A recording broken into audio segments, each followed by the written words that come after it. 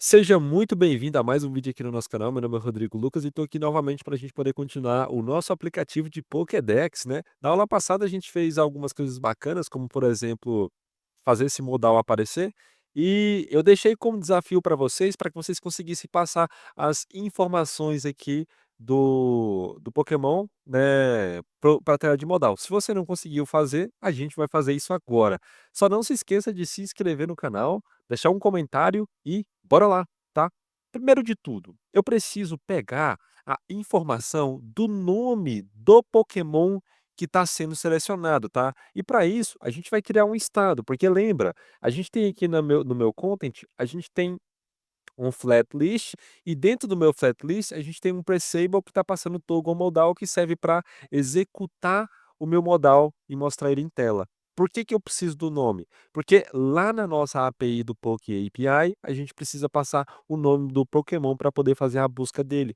E é isso que a gente vai fazer hoje. Bom, pelo menos eu espero que a gente consiga pelo menos fazer isso. Então vamos lá. Primeiro de tudo, eu vou lá no meu toggle modal, né? Aqui em cima eu vou criar um estado para mim poder pegar qual que é o Pokémon que está selecionado no momento. Então a gente pode dar o nome de selected Pokémon, tá? Aqui no final ele me sugeriu com S, eu vou remover esse S, vou remover daqui também, e aqui ele vai ser um use state. Num primeiro momento ele vai estar nulo, porque a gente não vai ter selecionado nenhum Pokémon. Aqui o genérico dele, que é a tipagem, a gente vai passar como string ou nulo, né?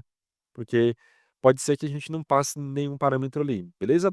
Agora que eu fiz isso, aqui dentro do meu toggle modal, eu vou primeiro passar aqui na minha função um Pokéname, ou seja, ou Pokémon name, que também é uma string. Eu preciso tipar tudo que a gente está usando no TypeScript, tá?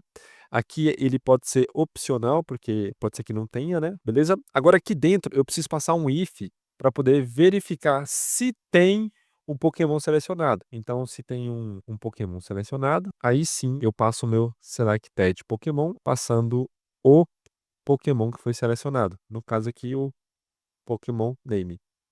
Salvo. Olha só que interessante. Agora eu já consigo capturar as informações, o Pokémon que foi selecionado. Como que eu faço isso agora? Eu vou lá no meu Presable, aqui ó, dentro do flat list, eu vou dentro do meu Presable, vou cortar esse modal, vou colocar parênteses aqui e a gente vai colocar uma arrow function, tá? Dentro do meu toggle modal, eu vou passar o meu item ponto name, que é o nome do Pokémon. Perfeito? Eu só preciso modificar aqui no meu modal, porque ele vai começar a dar erro aqui. Eu não preciso passar nada aqui, por isso a gente colocou o nome como opcional, então eu passo da seguinte maneira assim, beleza? O mesmo cenário eu posso fazer aqui, ó, tá? Perfeito. Agora a gente já está conseguindo passar o Pokémon que está sendo selecionado. Tanto é que se eu der um console aqui no meu selected Pokémon, olha só, console.log selected Pokémon. Vou abrir o meu terminal aqui, ó. No primeiro momento ele é nulo, né? Só que quando eu clicar aqui no Bulbasaur, ó, agora sim, ele já passou. Então a gente já está conseguindo recuperar o nome do Pokémon. Se eu clicar em outro Pokémon, por exemplo, olha, ó, ele voltou, continuou sendo o Bulbasaur, né? Agora eu vou pegar outro aqui, ó. Pronto. Tá vendo? A gente já está conseguindo capturar a informação do Pokémon que está sendo selecionado. Tá? Agora eu preciso passar isso lá para o meu outro componente de Pokémons, né? Porque a gente tem uma outra tela que vai mostrar ali as informações do Pokémon e a gente precisa passar para ele. Como que a gente vai fazer isso? Aqui no meu modal, olha só, na minha, no meu componente de Pokémon, eu vou fazer uma propriedade chamada name. Essa propriedade vai receber o meu selected Pokémon. Perfeito? Ele vai ficar dando erro, mas aí a gente volta lá no meu Pokémon, lá no meu, lá no meu Pokémon. A gente volta no componente Pokémon. Aqui dentro a gente vai passar uma propriedade chamada name, né? Essa propriedade ela vai ser, a gente vai precisar passar uma tipagem para ela, então eu posso passar somente props aqui, ó. E agora aqui em cima eu crio essa tipagem. Então interface props, e aqui eu passo que vai ter um name, que é uma string, ou ele pode ser nulo também, né? Porque a gente colocou que ele pode ser nulo. Perfeito? E aqui ele é opcional também. Show de bola. Agora que eu consegui fazer isso, eu consigo agora fazer a busca do Pokémon propriamente dito. né, e mostrar as informações dele em tela, como a foto, o nome, enfim. Tanto é que o nome está aparecendo, olha que interessante, se eu vim aqui no nome do Pokémon, eu vou colocar aqui entre chaves, coloco o name, salvo. Agora, se eu voltar lá aqui, ó, vou pegar esse Pokémon. Olha que interessante, já veio o nome dele aqui. Se eu pegar o Charizard, por exemplo, ó, Charizard. Legal, né? Então a gente já está conseguindo recuperar o nome do Pokémon. Agora a gente precisa fazer somente a busca das informações desse Pokémon, como por exemplo a foto dele, o peso, a altura e as evoluções. Então, bora lá fazer isso agora. Para fazer a busca do Pokémon, primeiro de tudo a gente precisa buscar, a gente precisa criar um estado para armazenar as informações que a gente vai receber dele, né? No caso aqui, o nosso estado vai ser um set Pokémon, fecha o colchete, recebo o use state. Eu tô numa preguiça danada de criar tipagem. Então, no primeiro momento, ele vai ser nulo e a tipagem aqui a gente vai colocar como N mesmo e depois a gente arruma a tipagem, tá? Não se preocupa com isso não.